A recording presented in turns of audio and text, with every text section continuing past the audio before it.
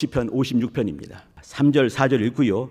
또 10절 11절도 마저 보여주시기 부탁드립니다. 3절 4절 같이 합독하십니다. 시작. 내가 두려워하는 날에는 주를 의지하리이다. 내가 하나님을 의지하고 그 말씀을 찬송하올지라. 내가 하나님을 의지하였은즉 두려워 아니하리니 혈육 있는 사람이 내게 어찌하리요. 10절과 11절 합독하십니다. 시작. 내가 하나님을 의지하여 그 말씀을 찬송하며 여호와를 의지하여 그 말씀을 찬송하리이다. 내가 하나님을 의지하였은즉 두려워 아니하리니 사람이 내게 어찌하리요. 아멘. 자, 여기는 없지만 우리가 이제 56편 끝절을 보시게 되면 이게 중요한데 제가 안 써드렸습니다. 끝절을 보시게 되면 13절인데요. 주께서 내 생명을 사망에서 건지셨습니다 라고 이렇게 마무리가 됩니다. 주께서 내 생명을 사망에서 건지셨습니다. 이렇게. 우리 개혁 성도님들 한 주간 잘 쉬셨습니까? 잘 잡수셨지요? 잘 마치기도 하셨지요? 잘 쉬셨지요? 잘 주무셨지요? 예, 고맙습니다. 열왕기상 19장에 보게 되면 그 유명한 엘리야가 이제 이렇게 사람도 어느 순간에 정말 퍼져가지고 여기 이제 부엘셰바 거기에 로뎀 나무 아래 이렇게 저희 아들내미 말에 의하면 자빠져 있었습니다. 뻗어 있는 거죠. 다 기력을 쇠진하고 그때 천사가 와서 이렇게 똑바로 해라, 기도해야지, 말씀 봐야지 이렇게 하지 않았습니다. 자고 쉬어라, 먹어라, 마셔라 이렇게 했습니다. 그리고 이제 그걸 다 먹고 마시고 또 다시 누워 있고 또 다시 또 이제 와서 또 어루만지고 이렇게 했을 때 그가 또 다시 이제 이렇게 하나님의 산 호렙까지 가게 되고 하나님의 산 호렙까지 가는 데가 부엘셰바에서 거기까지 가려면은 이게 350km입니다. 이렇게 직선으로 하더라도 말이죠. 근데 그 거리를 40주 40야를 가서 거기서 또 말씀을 깊이 만나게 되고 세미한 음성 기억나시죠? 19장 11절인데 열왕기상 말이죠. 세미한 음성을 듣게 되고 힘을 내게 되면서 그의 마지막 사명을 온전히 완수하게 됩니다. 자, 이제 지금 무슨 말씀 드리냐면 잘 쉬셨다고 말씀하셨잖아요. 그죠? 잘 쉬신 것도 영성 있는 것입니다. 그래 말씀 보고 기도하고 또 축사하고 이것만 영성이 아니라 잘 쉬는 거, 잘 마시는 거, 잘 주무시는 거까지도 영성에 포함될 수가 있습니다. 근데 거기서 잘 먹고 잘 쉬고 또 잘 자고 딴짓하면은 이거는 이제 아닌 거죠. 잘 쉬고 잘 마시고 또 이제 이렇게 잘 누워 잠자기도 하고 그 다음엔 번쩍 일어나 말씀을 채우고 세미한 음성을 듣고 하나님의 또 말씀으로 내 속에 채우면서 내가 또 어떻게 살 것인가 고민하면서 주 앞에 달려갈 때 이것이 영성 있는 쉼이 될 것입니다. 마가복음 6장에도 31절에 보게 되면 말이죠. 바삐 일하던 제자들을 이제 주님께서 이렇게 너희는 한적한 곳에 와서 잠깐 쉬어라 이렇게 말씀을 하십니다. 그 다음에 우리가 다 좋아하는 아주 그 말씀이 나오는 거죠. 다 배불리 먹고 그 오병이어의 이적이 나오게 됩니다. 그때 중요한 것이 뭐냐면 한적한 곳에 주님도 이렇게 말씀하시는 것이에요. 한적한 곳에 와서 잠깐 쉬어라 이렇게 말씀하시고 잠깐 쉰 다음에 또 새로운 말씀들 그 산상에서 또 주께서 귀한 말씀 주시지 않겠습니까? 그 말씀을 다 채우고 또 다 배불리 먹고 나가서 또 복되게 역사하셨습니다. 우리 개혁 성도님들도 잘 쉬셨으면 이젠 또 이제 쉬신 것만큼 주의 말씀을 또 내 속에 채우는 글들을 하셔야 될 것 같습니다. 자, 오늘 같이 나누는 말씀이 이제 선취적 신앙. 이게 또 무슨 소린가? 또 이제 선취적 신앙 하니까 무슨 쩍 하게 되면 막 힘들어지지 않습니까? 그죠? 마음에 힘들어하지 마시기 바랍니다.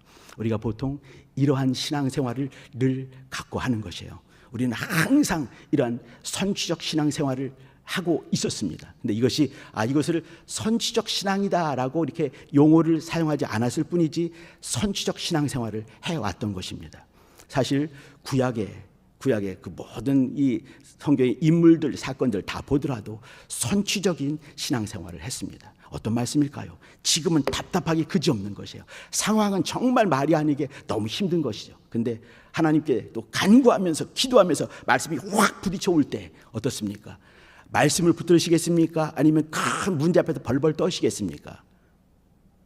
예, 많이 잡수셨군요. 예.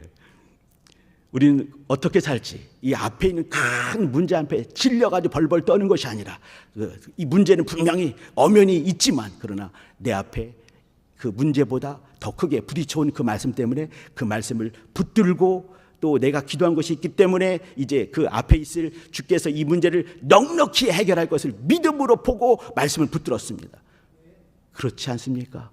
네, 이것이 뭐냐면 선취, 먼저 이 앞에 있는 문제에 잡히지 않고 약속을 취하고 앞에 있을, 지금은 당장은 눈물 떨어지는 일이고 다리가 벌벌 떨리는 그런 일이지만 이 일 후에 주께서 역사하시고, 왜 역사하시겠습니까? 그분은 살아계시기 때문에 그렇습니다. 또 우리 하나님은 전능하시기에 그렇지요. 또 그분은 전능하시고 살아계신 그분께서 우리를 사랑하지 않으면 하나님이 아저씨 아니겠습니까? 근데 하나님은 아저씨가 아니세요. 옆집 아저씨가 아닙니다. 하나님 우리 아버지가 되십니다. 그러면 살아계신 그분께서, 또 전능하시고 존재하신 그분께서, 내 머리끝부터 발까지 다 아시는 분께서, 내 상황들을 다 아시는 분께서 그것을 해결하지 않으시고 그냥 내비두시겠는가? 아니다. 틀림없이 해결하실 것이다. 그러면 해결한 그 이후에 있을 무엇이겠습니까? 기쁨이 있지 않겠습니까? 딱 문제가 해결됐을 때 그 후련함과 그 정말 그 개운함과 그 놀라운 감사 그 있지 않겠습니까? 그러면 그 앞에 있을 것을 미리, 지금은 눈물 떨어지는 일이지만 이후에 틀림없이 올 그것을 미리 가지고 나는 지금 감사할 것이고 지금 기뻐할 것이고 지금 찬양할 것이다. 이게 뭐냐면 선취적인 신앙입니다.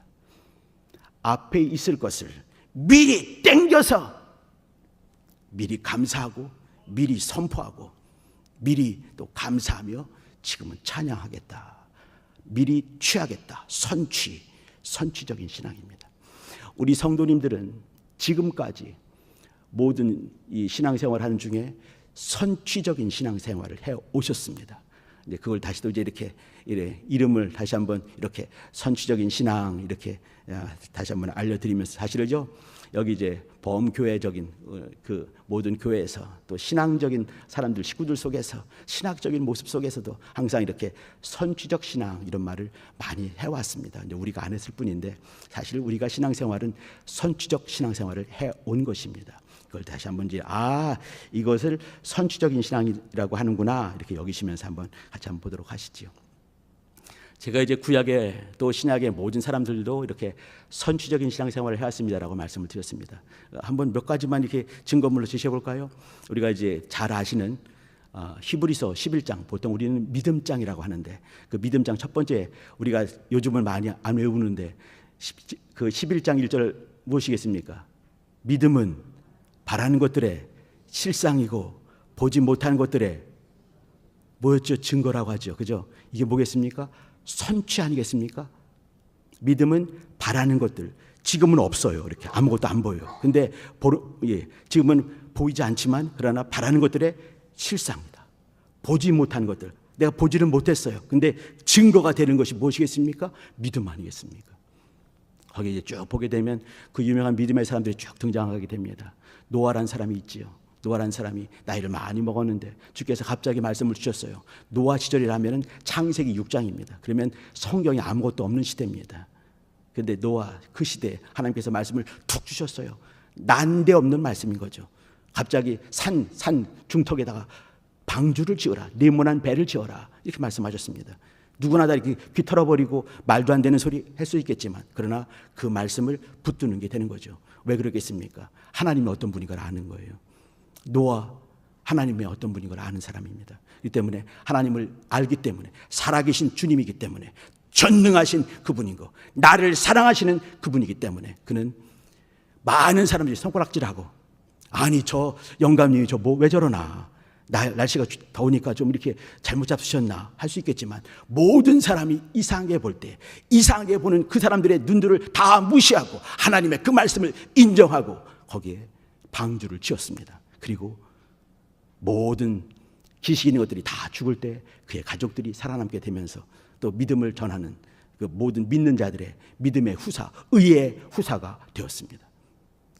보이지 않는 것, 한 번도 본 적이 없는 것, 듣도 보도 못한 것을 또 본 것처럼 믿고 수십 년간 그 방주를 짓게 되고 그러면서 역사를 만들었죠.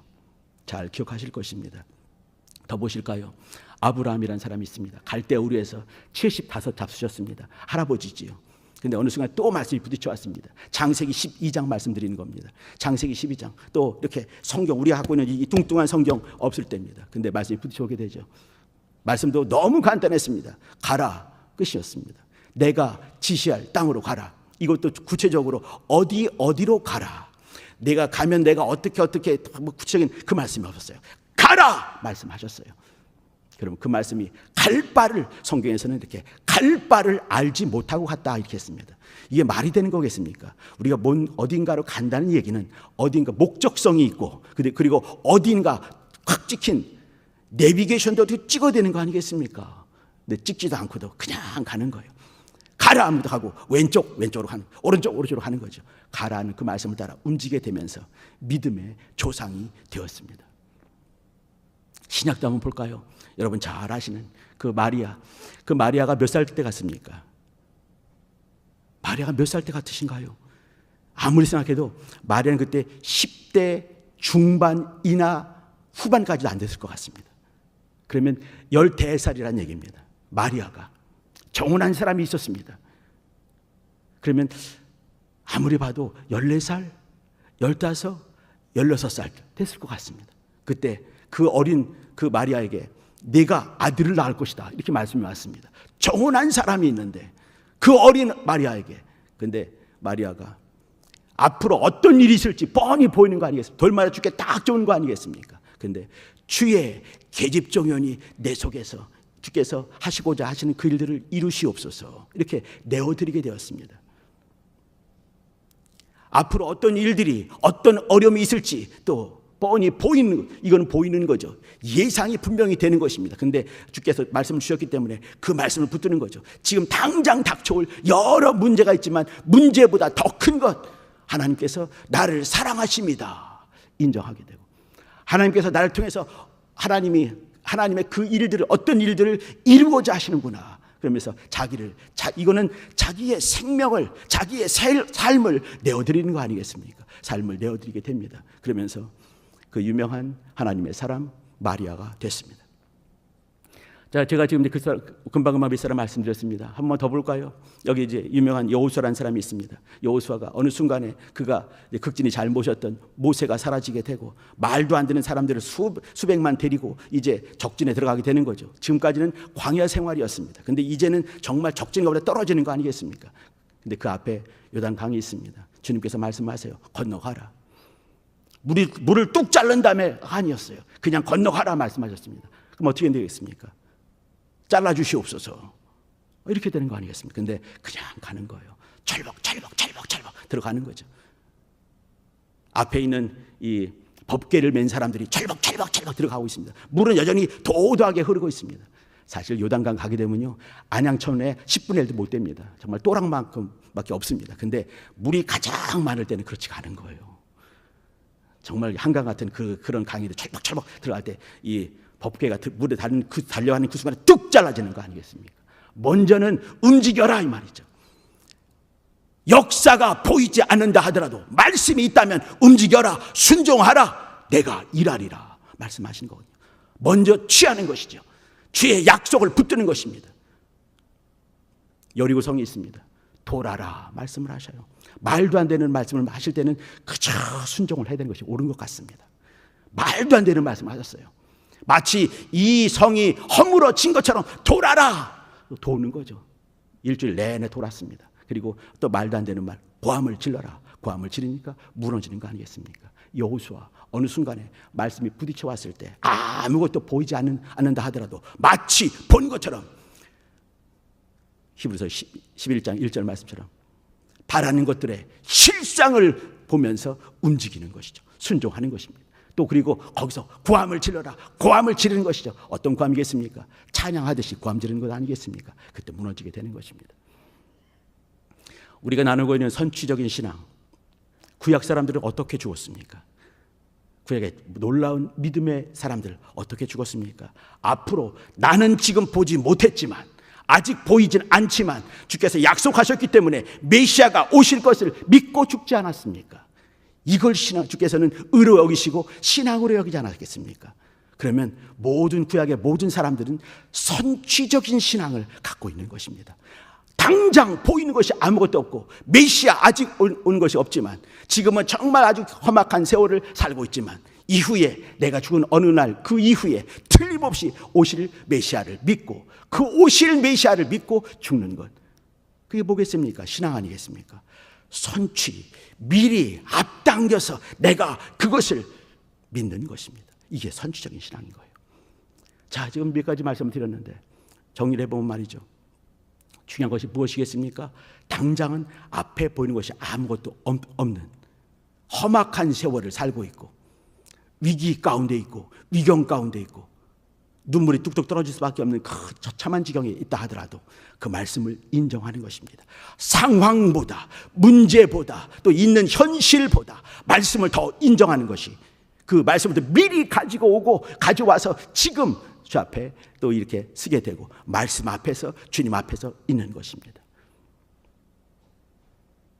또 미리 주께서 우리 하나님을 알기에, 하나님이 살아계신 것을 알기에, 또 전능하신 그분의 능력을 내가 알기에, 또 나를 사랑하신 그 사랑을 내가 인정하기에, 신뢰하기에 미리 감사하고, 기뻐할 수 없는 그 앞에서, 당장 사람을 볼 때는 그 아주 험악한 일 앞에서 기뻐하는 것 얼마나 웃긴 일이겠습니까? 많은 사람이 비웃는다 하더라도 거기서 기뻐하고 미리 보는 거죠.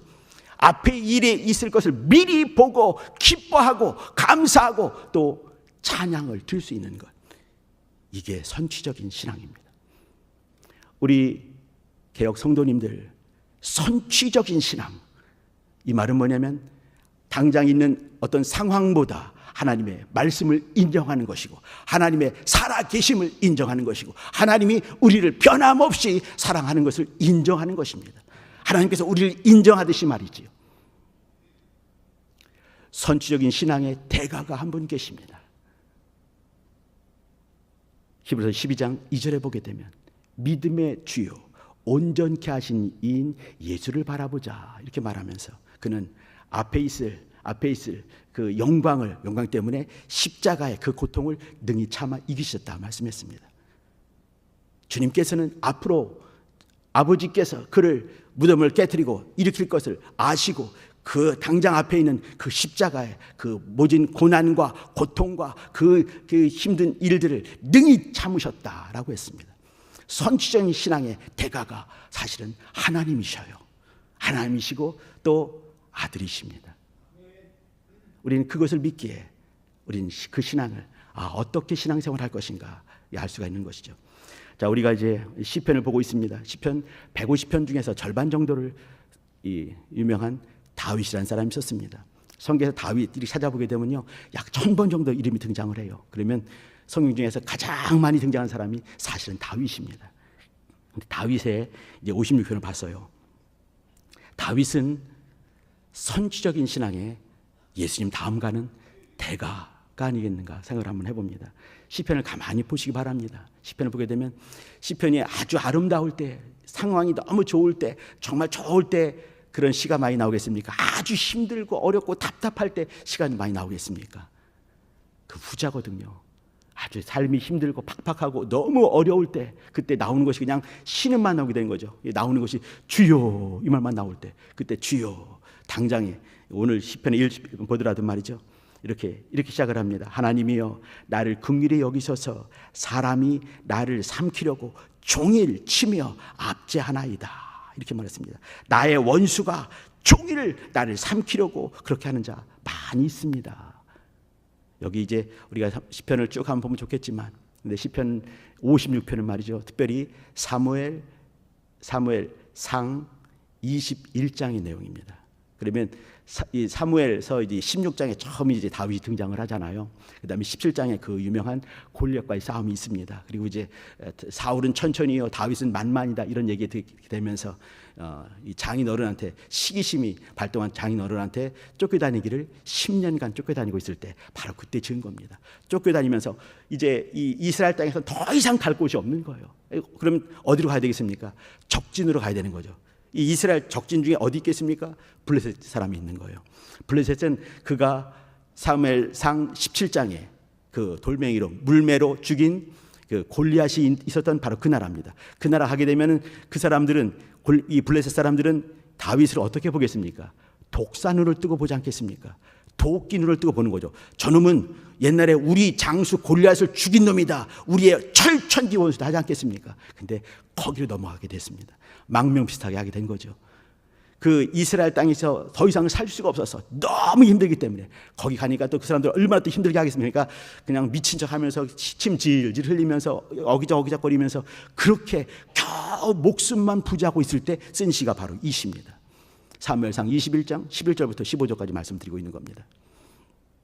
그러면 그가 밖으로 나가도 자기는 아래도 사울 왕과 그 사울 왕의 쫄개들 수두룩 빡빡이 있고요. 거기 또 이제 그 있는 곳은 그 블레셋 사람들이 자기를 독사는 뜨고 보고 있고요. 자기와 함께 다니는 사람들이 있었지만 이 사람들은 언제 다윗의 목을 뚝 잘라가지고 사울에 가서 자 이걸 갖고 왔어 이럴지 모르는 거죠. 또 정말 무서운 건 뭐겠습니까? 자기 속에 있는 절망하고 싶어하는 그런 마음. 아 이제 끝났구나. 절망하고 싶어하는 그 마음들까지. 그러면 안팎의 모든 것들이 적이었습니다. 들어가도 나가도 적인 것이죠. 바로 그때 터져나오는 고백이 뭐냐면 하나님이여 나를 불쌍히 여겨주세요. 나를 삼키려는 자라들이 종일 나를 치고 지금도 나를 압제하고 있습니다. 나를 도와주세요. 그 말하고 있는 것입니다. 3절 오늘 같이 본 말씀입니다. 여기 이제 내가 3번 나오잖아요. 내가 두려워하는 날에는 주를 의지하겠습니다. 내가 하나님을 의지하고 그 말씀을 찬송하겠습니다. 내가 하나님을 의지하여 혈육 있는 사람들을 두려워하지 않겠습니다. 이렇게 말을 하고 있는 것이에요. 그리고 이제 제가 아까 13절 잠깐 말씀드렸는데 13절 맨 마지막에는 뭐냐면 주께서 내 생명을 사망에서 건지셨습니다. 이렇게 했습니다. 자, 그러면 여쭤봅니다. 그러면 여기 다윗이 이 시를 쓰고 있는 바로 그때 그의 생명이 그의 목숨이 사망으로부터 건져졌겠습니까? 안 건져졌겠습니까? 아직 아닌 것입니다. 그는 지금도 블레셋의 어떤 곳에 정말 찌그러져 있는 거죠. 인생이 찌그러지고 빠그러지고 오그라들어가지고 거기에 있는 것이에요. 사울은 살기 등등하게 보이기만 해라. 내가 어떻게 죽여버리겠다. 이렇게 하고 있는 거죠. 그들의 적은 그대로 있는 것입니다. 상황은 여전히 힘듭니다. 자기 적들은 수두룩 빡빡하게 있는 것입니다. 근데 무엇을 믿을까요? 여기 하는 말이 뭐냐면 내가 혈육 있는 사람이 내게 어찌하겠습니까? 내가 두려워하지 않겠습니다 하는 것입니다. 선취적인 신앙의 대가가 다윗이었습니다. 하나님은 살아계신다. 그가 기도할 때 기도를 받으시는 그분.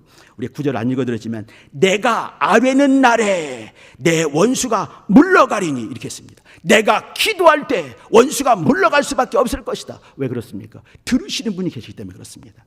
다윗의 기도를 즐거이 들으시는 분이 계시기 때문에 내가 아뢰는 날에 내가 기도하는 날에 내 원수는 물러갈 것이다. 하나님 나를 도우실 것이다. 그걸 확신하면서 얘기하는 것이 뭐냐면 선취적인 신앙을 고백하는 것입니다. 주께서 내 생명을 사망에서 건지셨습니다. 이것은 완료형으로 말씀을 드린 겁니다. 내 목숨이 내 생명이 하나님께서 구해주셔서 나는 생명 가운데 구원 가운데 들어갔습니다 라고 과거형으로 고백을 하게 되는 것이죠.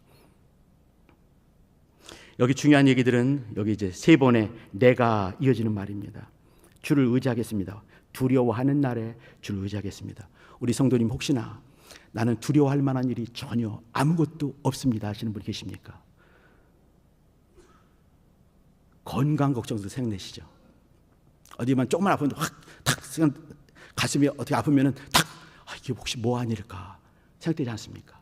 건강 걱정. 노후 완벽히 보장이 되신 분 계십니까? 내 자손들 지금은 잘 되는 것 같지만 내일 내 자손이 또 건강한다는, 또 온전히 간다는 보장이 있습니까? 여러 사람들 사이의 관계 속에 배배 꼬인 문제들, 사람이 어떻게 해결할 수 없는 바로 그것들 있지 않습니까? 장래 문제, 건강 문제, 자손들 문제, 또 우리 개혁의 여러 가지 문제들까지라도 두려운 일들 없는 분 계십니까? 그때 선취적인 신앙을 사용하시길 부탁드립니다. 하나님께서 살아 계십니다. 그분 전지하시고 우리의 모든 것을 아시고 전능하시기에 또 우리의 모든 것들을 해결할 수 있는 바로 그분이십니다. 또 그분은 잊지 말 것, 우리를 사랑하시는 분이십니다. 다윗은 어느 순간에 그걸 너무너무 잘 아는 거죠. 하나님 살아계신다, 하나님 전능하시다, 하나님 이 다윗 나를 사랑하신다, 그래서 내가 기도할 때 들으실 것이다. 왜 그런가? 내가 기도하면 내가 응답하리라 말씀하셨기 때문에, 내가 기도한 즉 하나님께서 구원하실 것이다, 역사하실 것이다. 지금은 당장은 힘들고 어렵고 적진 속에 있고 사울 독사눈을 뜨고 나를 노려보고 있지만, 그러나 하나님께서는 내 생명을 지키실 것이다. 왜 그렇습니까? 다윗에게 기름 부음을 부으신 분이 계십니다.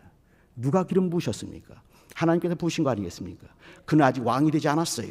근데 그는 왕이 되어야 됩니다. 그렇기 때문에 그는 모든 순간에 왕으로서 기름 부은 자든지 함부로 하지 않고 거듭거듭 2번이나 죽일 수 있는 게 있지만 자기를 지키면서, 왜 그렇습니까? 자기가 기름 부은 바자기 때문에 그런 것이에요. 그는 왕으로서, 하나님 앞에서 왕으로서 준비하고 있는 것입니다. 하나님께서 틀림없이 지금은 많이 힘들지만, 앞이 보이지 않지만, 내 눈에는 안 보이지만 하나님께서 보시기 때문에 나는 보호될 것이다, 내 생명은 구원될 것이다, 내 기도는 응답될 것이다. 그렇기 때문에 혈육 사람을 두려워하지 않겠다. 앞에 있는 문제보다 더 크신 주님을 보는 것이죠. 그 유명한 골리앗이지만 골리앗보다 더 강하신 분이 있었기 때문에 그는 골리앗을 넉넉히 때려 죽인 거 아니겠습니까? 앞에 있는 문제, 거대한 골리앗 같은 문제가 있다 할지라도 골리앗보다 더 강하신 분이 하나님이시기에 나는 이 문제보다 내 뒤에 계신 그분께 더 내 믿음을, 내 신뢰를 싣겠다. 다윗의 믿음이었습니다. 선취적인 신앙인 것이죠. 우리 성도님들, 문제 없는 분은 없습니다. 문제 속에 사는 것이 우리 인생인 것 같아요. 고통 없는 분이 없습니다. 고통 가운데 사는 것이 인생인 것 같습니다. 내가 즐거운 날과 또 우는 날보다 더 많은 순간 고민하게 되고 더 많이 울게 되고 더 많이 또 힘든 것이 우리 인생 아닌가 싶습니다. 그때 주님을 의지하시기 부탁드립니다. 선취, 먼저 주님을 취하시기 바랍니다. 말씀을 취하시기 바랍니다. 주의 은혜, 주의 생명을 신뢰하시길 부탁드립니다. 이것이 신앙입니다. 예수님께서 그것의 본을 보여주신 거죠. 부활을 보면서 십자가를 넉넉히 승리하셨습니다. 그분이 우리 주님이시고 우리 안에 그 이름 주시고 그 이름으로 구할 때 내가 응답하겠다, 내가 아뢰는 날에 내 원수가 물러가리니, 내 문제가 해결되리니 나를 또 주실 만한 푸른 초장과 맑은 물가로 인도할 것을 믿으면서 그는 이렇게 절창 노래를 부르게 된 것이죠. 기도하시겠습니다. 기도하실 때 하나님, 선취적인 신앙, 주를 의지하리라 이렇게 했습니다. 오늘 같이 나눈 말씀, 내가 두려워하는 날에 주를 의지하겠다, 또 하나님을 의지하고 말씀을 찬송하겠다 했습니다. 우리 성도님들 말씀 보고 계시죠? 하루 10장씩 보고 계십니까? 금년에 3도 가능하시지요? 말씀 보셔야 됩니다. 말씀 없이 영감 구할 수 없습니다. 말씀 붙들지 않고 기도할 수 없는 것입니다. 말씀 없이 선취적인 신앙 없습니다. 선취적인 신앙은요, 당장 있는 현실보다 내 앞에 있는 약속을 신뢰하는 것입니다. 약속을 붙드는 것입니다. 하나님, 말씀을 찬송하고 혈육 있는 사람을 의지하지 않고 상황을 의지하지 않고 은행 잔고를 의지하지 않고 하나님께 믿음을 두겠습니다. 하나님, 나를 도와주세요. 선취적인 신앙 갖게 도와주세요. 주여 한번 부르기도 하십니다. 주여.